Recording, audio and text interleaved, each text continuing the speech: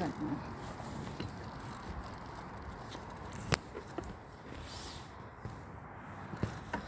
Ala, parang ako lang ang papunta dito. Pabalik na yung mga tao.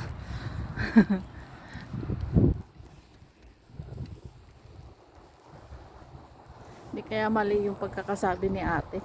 Dito ako mag-start. Bakit pabalik na yung mga tao?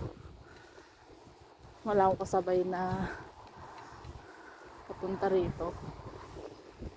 Kaya siguro sila nagtitingin. Ang ganda, diba? Yan ang view dito sa Taiwan. Yes. Ang daming puno. Talagang inalagaan nila yung mga puno dito.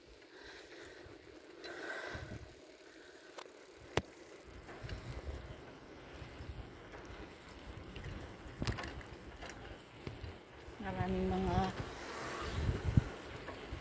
squirrel, mga ibon. Bawal hulihin. Yes. Pabalik na sila. Ako papunta pa lang.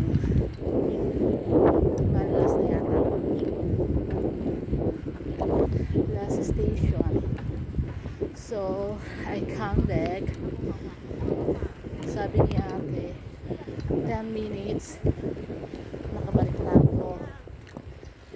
Ayun ang sign kung baka naligaw ako. Pag 10 minutes pa wala ako, ibig sabihin naligaw ako. Pero hindi naman maliligaw kasi ay meron pa. Kasi isang way lang naman yung pupuntahan. So hindi ako maliligaw. Saka susundan ko na lang yung mga nagbabike din ang katulad ko ito. Ayan. May mga naglalakad din, mga lolo-lola. Kaya malalakas sila rito eh. Kaya exercise. Talagang intong-intong sila rito. Ayan. Ako yun napapagod na rin magbike. Kaya pala gusto ni ate magbike ako. Kasi nung nagtimbang ako, ay ako yung nagulat din. 84.30 kilo. Dati lang ako na 80, ngayon naging 34 na. Diba? Kung kailan naman hindi ako gaano kumakain ng kanin, saka naman